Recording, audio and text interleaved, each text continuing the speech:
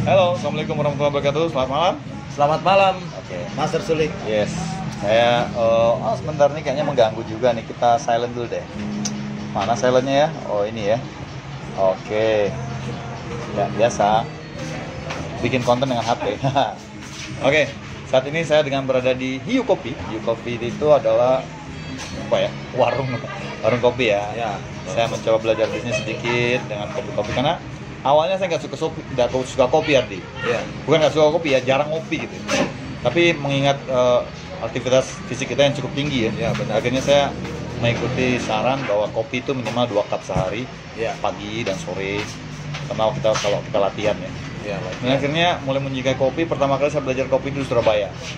Saya diajarin sama pemilik kopi apa lupa namanya. Dan dia adalah salah satu penggemar. Oh ya, punya penggemar loh. Dia ngajarin cara nyicip kopi, sedikit tentang kopi. Kemudian saya belajar dengan Eko Iriandoko yang punya Torambu Kopi ya di Bogor ya. Saya banyak belajar sama dia. Dia salah satu fighter Tiger Shark juga.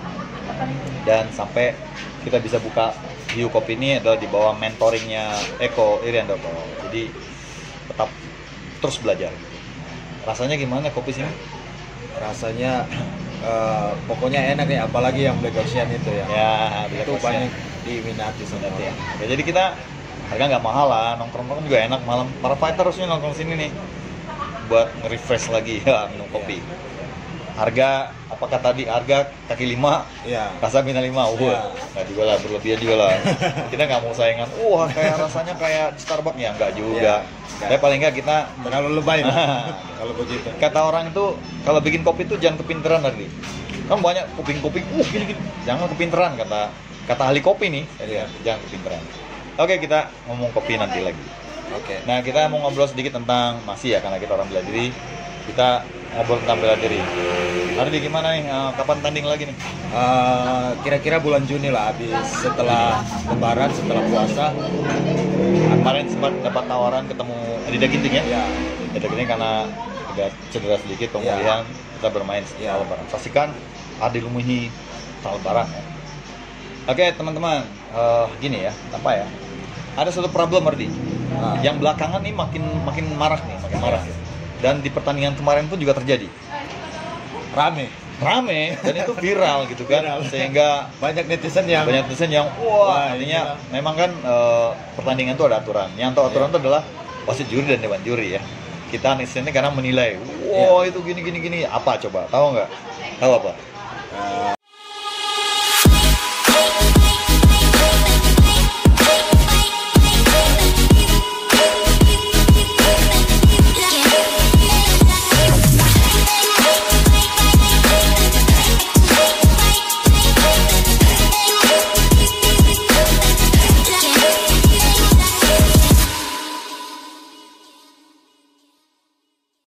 itu yang kemaluan kan. Nah, nendang kemaluan nih. Kemaluan. Belakangan di One Pride semakin sering wasit mengeluarkan kartu kuning karena pelanggaran nendang kemaluan. Termasuk anggota kita sendiri ya. Iya. Andriawan waktu itu ya. Tapi saya pada saat dia nendang kemaluan itu, saya marah sama dia. Sudah saya ingatkan, sekali lagi dia nendang, saya omelin dia. Ya kan? Artinya gini, kalau saya pribadi, saya pengen murid-murid saya itu bermain dengan clear, bersih. Ya. Sengaja atau tidak sengaja, nendang kemaluan itu adalah sebuah kebodohan maksudnya. Ya, kebodohan. Artinya apa? Ini kita pengen cari tahu nih. Ini Ardi kan seorang trainer juga ya.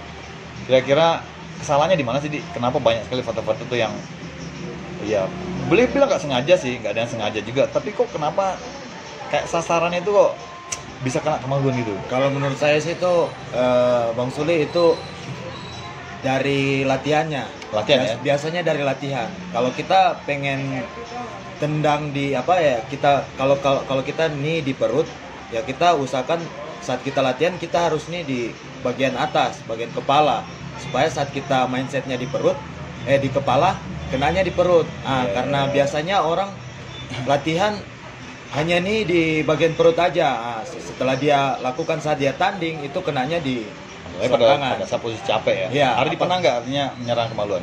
Nggak pernah. Kalau pakai ini nggak pernah, karena saya selalu melatih ini itu harus lewat di atas perut supaya terbiasa tinggi ya, supaya pada saat kita nih pas mau kena mau kena kepala lebih bagus, mau kena perut lebih bagus. Nah kemarin kan waktu Andrian bertanding saya yang corner, nah, pas saya bilang kamu kalau Hati-hati, mau, ya kamu kalau mau nih mending langsung ke kepala aja, supaya kalau nggak kena bisa dada, singgah di gitu perut ya, perut, atau ya. dada. Nah makanya kan pada saat dia lakukan itu langsung kepala langsung kena waktu dia ketemu Bobby itu waktu control catch.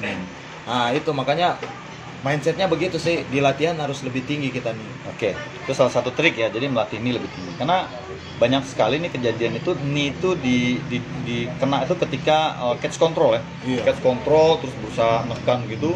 Knee-nya bukannya, artinya buat saya, kalau kata saya sih ya, seorang bela diri yang terlatih gitu ya, mengukur ketinggian knee antara paha, perut dan kemaluan itu harusnya sudah Udah sudah nggak usah perlu ngelihat lagi kan ya. nggak perlu ngelihat lagi, udah tahu dia Kayak kita bisa melakukan tahu. blind punch gitu. Misalnya kita weaving terus kita tanpa melihat kita bisa mengukur gitu tinggi kepala tuh, bisa kita pukul tanpa harus melihat kan. Iya, Itu benar. latihan ya. Udah tahu, udah feeling dari latihan. Ya, maksudnya gini, kena kemaluan itu di setiap pertandingan bela diri itu mungkin umum lah, artinya kerap terjadi.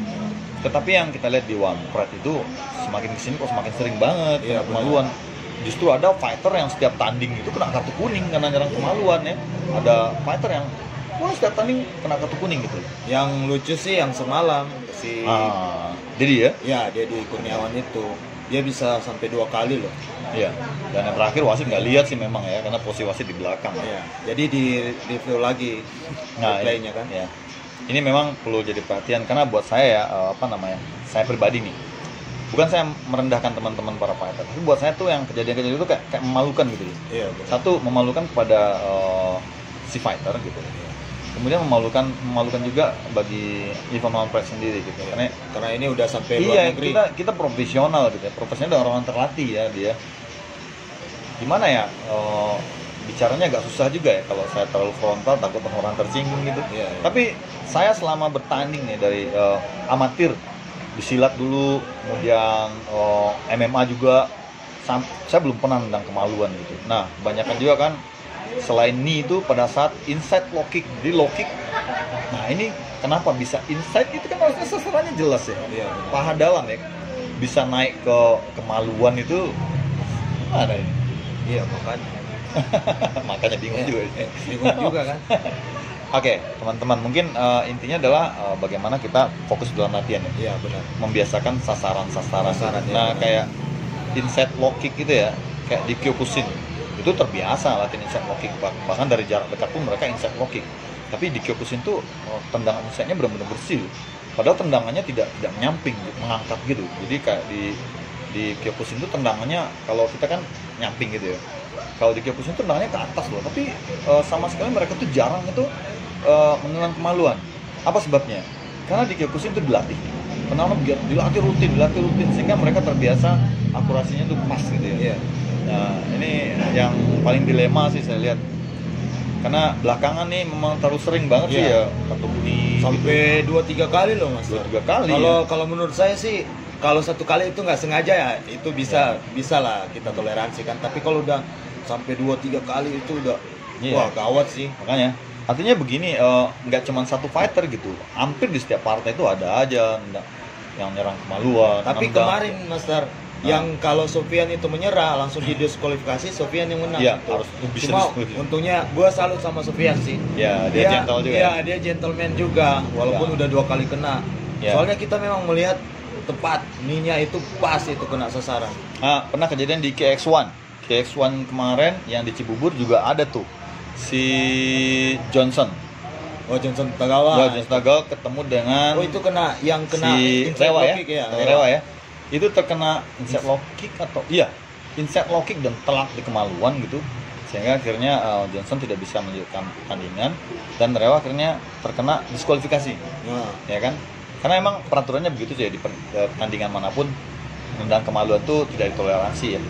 Di kickboxing pun juga begitu. Jadi kalau kamu nendang kemaluan, si fighter akan diberikan waktu istirahat. Setelah waktu istirahat selesai, kalau dia masih belum pulih, maka dokter akan beri keputusan kan.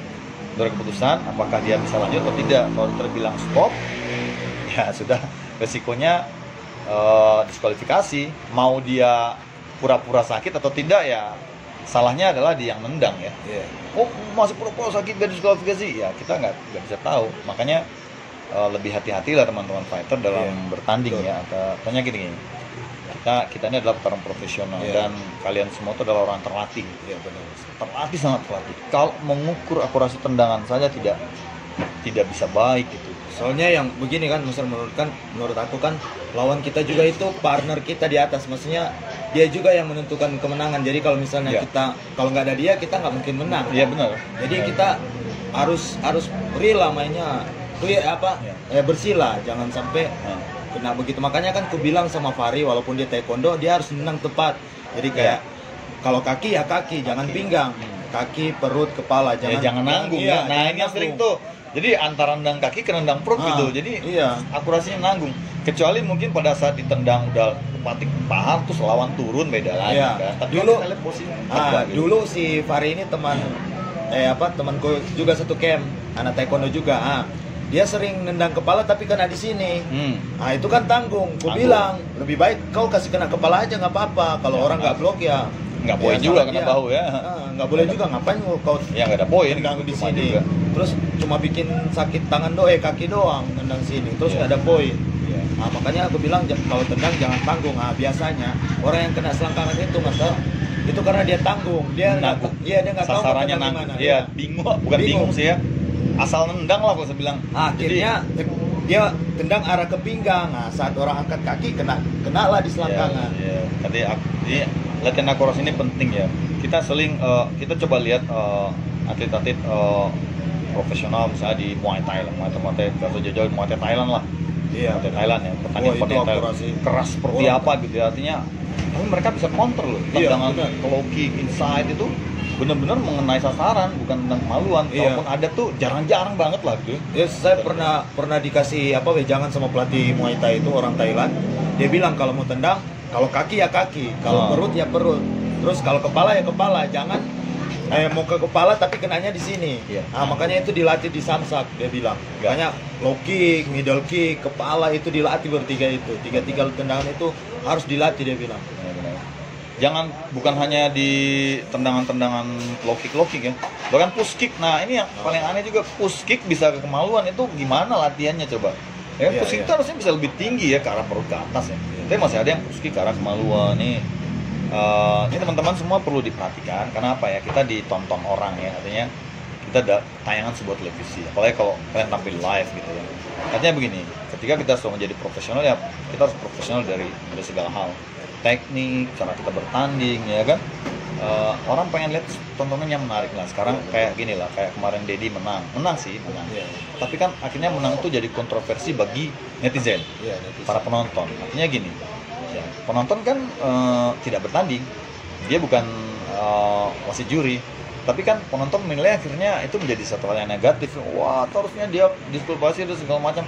Ya ebola gitu kan. Ya penonton nggak salah juga ya, karena mereka taunya itu adalah pelanggaran gitu.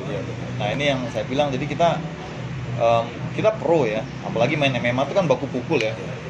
Kalau Max Metino selalu bilang, pokoknya kemenangan tuh coba tentukan oleh fighter sendiri. Artinya dengan finish KO atau submission, tag out. Jangan berikan kemenangan itu pada wasit yang memutuskan. Betul. Apalagi kemenangan akibat diskualifikasi gitu kan.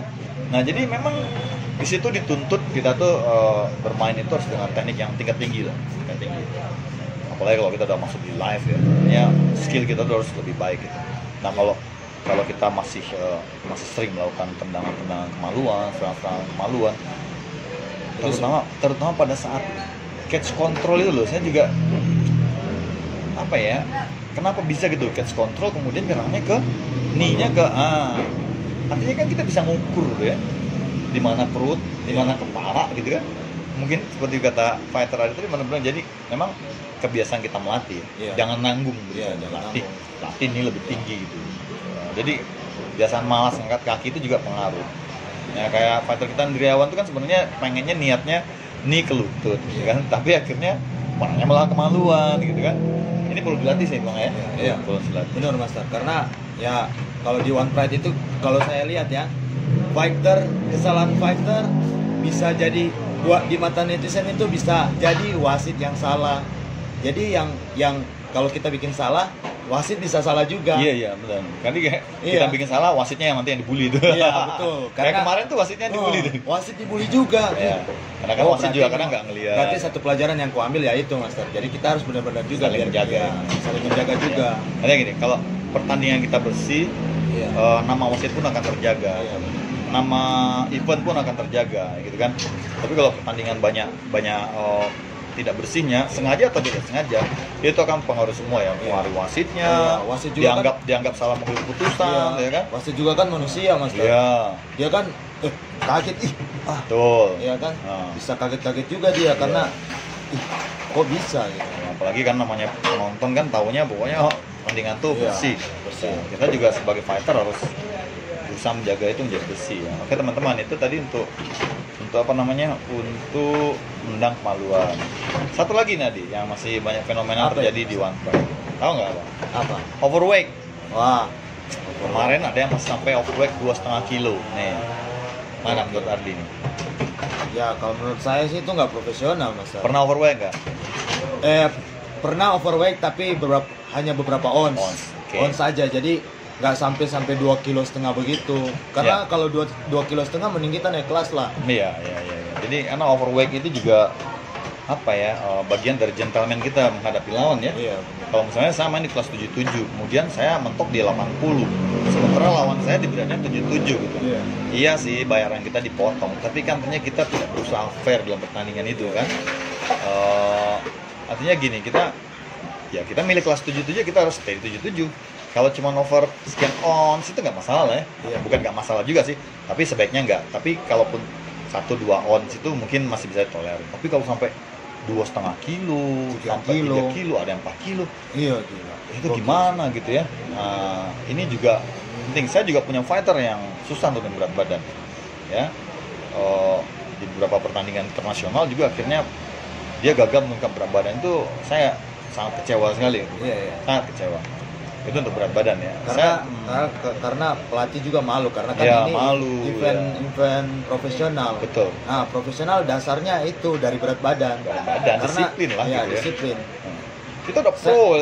saya- Masa kalah sama amatir. Saya juga, Master, kalau saya misalnya overweight nih, saya berarti itu nggak hormat sama lawan Ya saya. betul, nggak respect gitu. Iya, nggak respect. Benar. Karena Yes.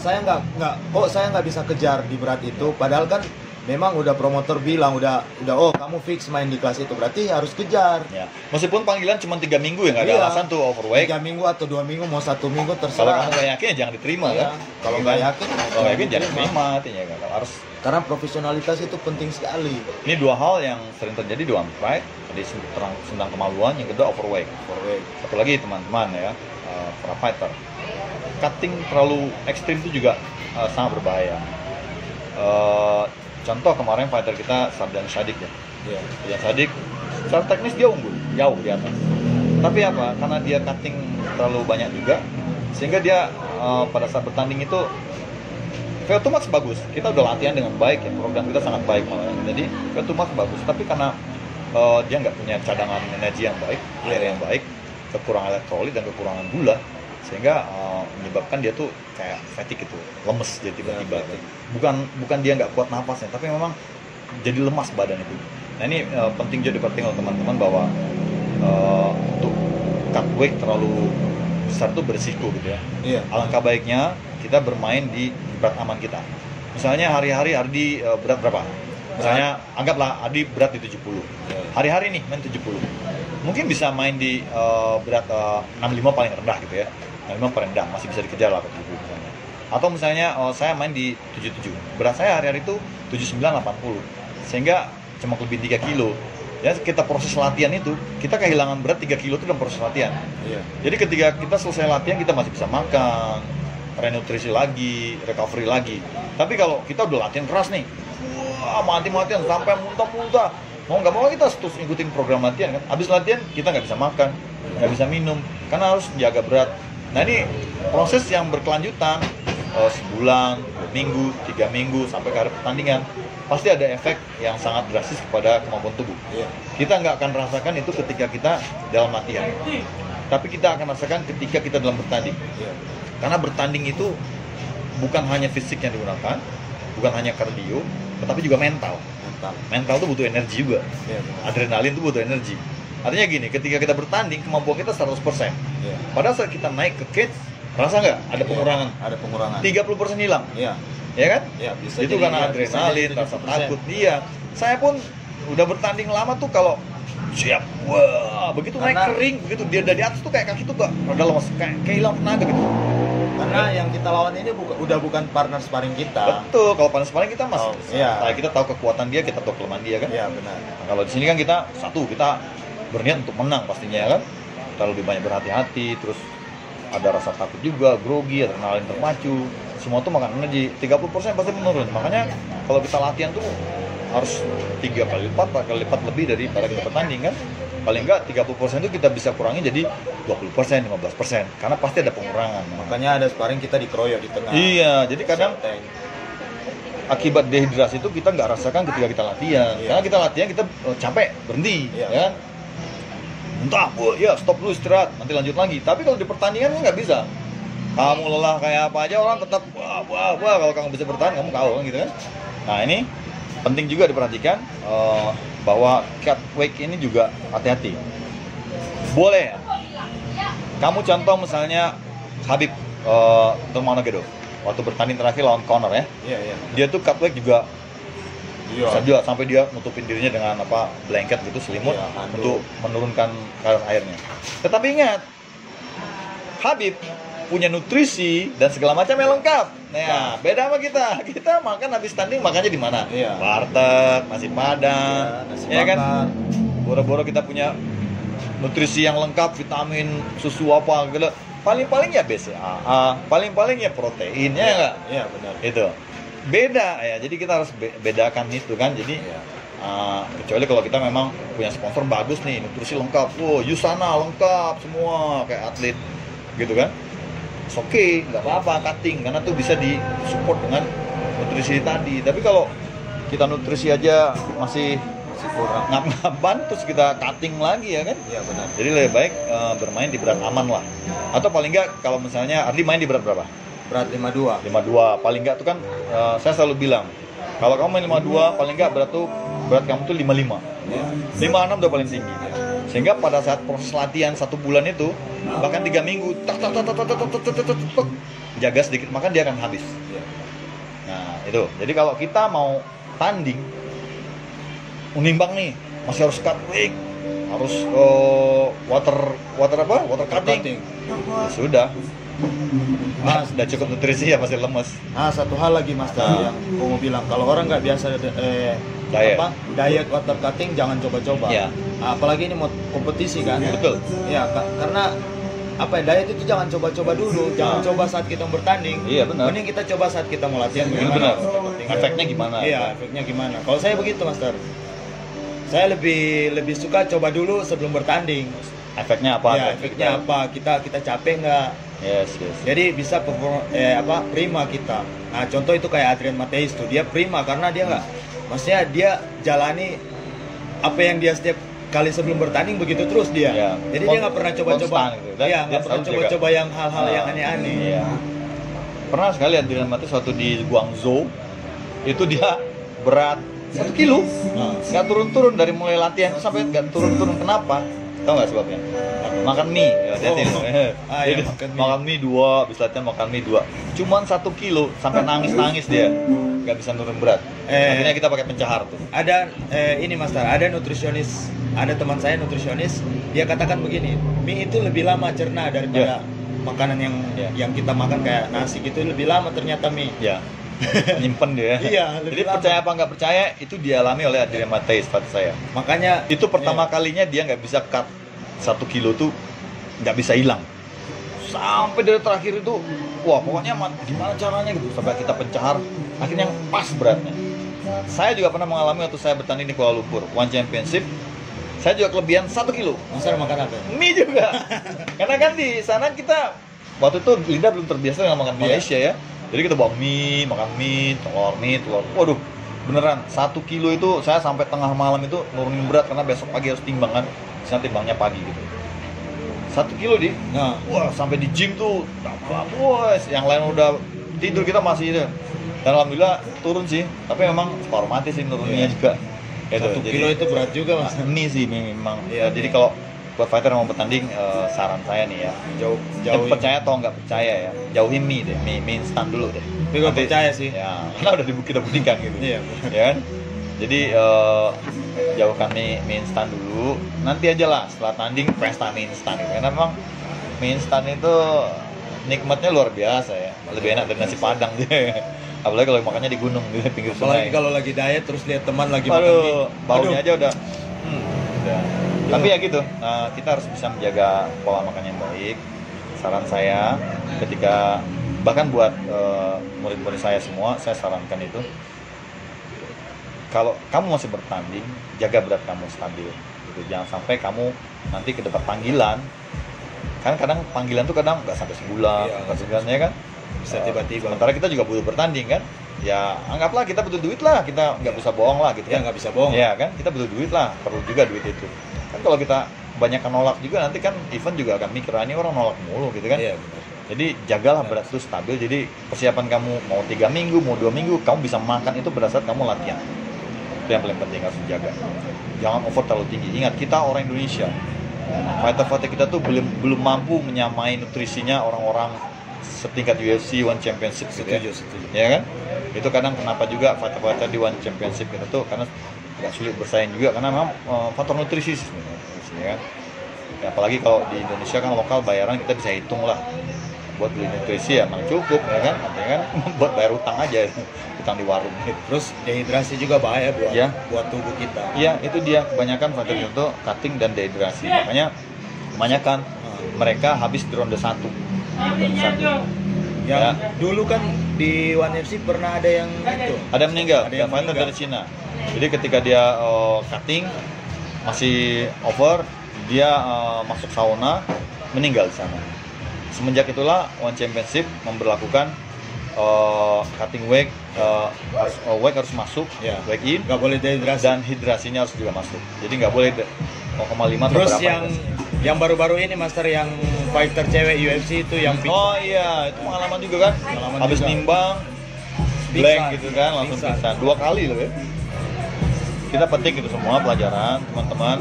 Artinya gini, saya tidak merendahkan siapapun fighter. Iya. Secara teknis, fighter-fighter kelas atas kita tuh cukup baik. Tinggal bagaimana kita memulai aja, memulai latihan, pola makan, pola hidup. Iya, Gitu. Makan, latihan, istirahat, terutama mendekati pertandingan ya kita harus disiplin. Kenapa? Di MMA tuh kayak kita di Coliseum. Kalau zaman dulu Coliseum tuh Iya. tempatnya gladiator. Gladiator. Ya. Ini kayak kamu membunuh atau kamu dibunuh, itu aja Iya. kasarnya ya. Kalau di MMA kamu yang dihancurkan atau kamu yang menghancurkan, pilih mana. Nah itu aja sih. Kalau kamu yang jadi penghancur, ya kamu siapkan diri kamu sebagai seorang destroyer. Iya, benar. Kalau kamu mau tanding cuma sekedar ya penting dapat duit lah, ya udah ngapain. Iya. Ingat, Nggak usah keselamatan dan nyawa kamu dipertaruhkan. Ini full contact loh ya. Iya. Ya main-main gitu. Jadi dalam persiapan bertanding kamu nggak bisa main. Kamu nggak bisa latihan cuma sekali doang, jarang-jarang latihan, ya kan? Iya. Karena prinsipnya gini Ardi, jangan pernah menganggap lawan kamu tuh adalah lawan yang biasa-biasa saja. Iya. Meskipun di pertandingan sebelumnya kamu lihat biasa-biasa tandingnya. Kalau prinsip saya, kalau ketika bertanding, anggap itu lawan yang terberat kamu saat itu. Sehingga kamu akan selalu maksimal. Iya. Kalau sekali kamu sudah meremehkan, meskipun melihat dia, itu mah gampang, selesai. Iya. Ya. Padahal lawan udah latihan gila-gilaan. Iya, kita nggak pernah tahu. Karena dia tahu melawan kita yang kelas yang lebih tinggi, dia berarti lebih gila. Ini MMA ya, Iya. bukan tanding taekwondo, bukan tanding karate, bukan tanding kickboxing ya kan. Iya. MMA segala apapun bisa, ya kan. Kamu kalah napas dikit dipepet jatuh, gitu kan. Awalnya mungkin jago, tapi begitu kamu terkuras napasnya, dia lebih kuat, itu bisa berbalik ya. Iya. Underdog tuh bisa jadi juara kalau Iya. di MMA. Banyak kita lihat kan, orang yang tadinya kita anggap wah ini mah Kalah. akhirnya menang gitu Kita kan. menang. Tiba-tiba dikawin. Tiba-tiba dikawin gitu ya. Nah, oke, teman-teman, para fighter Indonesia, semangat, tak berlatih. Omongan kita ini bukan untuk merendahkan siapapun, Iya. tapi saya sebagai senior lah di MMA ya, yang juga banyak melihat gitu ya, kekurangan-kekurangan kita itu untuk kita perbaiki. Secara teknis kalian sudah baik semua, artinya udah bisa menyamai lah. Cuman saya lihat gitu aja, banyak fighter yang kurang latihan, kurang jaga pola makan, itu tadi teknik. Banyak yang kemaluan tuh. Nanti dipanggil bertanding baru persiapan. Nah, itu dia. Persiapan kalau kita off season itu intinya gini, kalau kita punya kemampuan tanding 100%, pada saat kita off season tidak bertanding, kemampuan kita harus 70%. Jangan 50%. Ngejar 50% susah. Artinya apa? Untuk menjaga 70% itu kamu harus berlatih dengan intensitas yang sedang. Jadi ketika kamu mengejar 30%, naik intensitas tinggi, nyampe kamu 100%. Malah kalau bisa lebih 110% gitu. Yang paling penting ya, kita berlatih, semangat, pertajam teknik. Ingat, profesional, ini hiburan, ini TV, ini entertain, dan kamu adalah public figure. Betul. Berikan permainannya cantik. Bukan masalah kamu menang atau kalah, ya kan? Menang kalah itu ditunjukkan pada saat kamu latihan ya. Kalau kamu menang, ya berlatihlah sebagai seorang pemenang. Tapi itu pun nggak menjamin kamu harus menang. Ya. Tapi yang paling tidak pada saat bertanding orang melihat kualitas kamu, gitu. Kualitas. Ya kan? Selesai dengan baik, maupun kamu dipukul KO misalnya di ronde kedua, tapi orang melihat kamu bermain dengan baik. Perjuangannya, orang lihat, bagus gila dia, bagus banget. Ya, mental bagus, fisik bagus, semangat bagus, tekniknya mumpuni. Dan ditonton tuh enak. Gitu. Karena biasanya orang melihat itu, kadang orang kalah itu dipuji loh. Ya, karena bagus juga dia. Ada namanya champion, ada namanya people champion. People champion itu adalah orang yang kalah tapi membuat orang kagum. Ya kan? Contoh kemarin Andriawa. Semua orang mengira dia menang kan? Tapi kan wasit punya penilaian lain. Ada penilaian yang kita harus terima bahwa sistem penilaiannya begini. Ya udah kalah. Tapi kan dengan kalahin tuh orang melihat kualitas dia berkembang dengan baik, gitu kan? Itu yang paling penting kan. Jadi jangan pikirkan menang atau kalah, tapi persiapkan diri kamu sebagai seorang juara. Nanti biar Tuhan yang menentukan usaha kamu, hasil usaha kamu itu. Tapi yang jelas pasti usaha nggak akan mengkhianati hasil. Iya benar ya kan. Setuju. Terima kasih. Selamat malam, assalamualaikum, tetap semangat. Gus.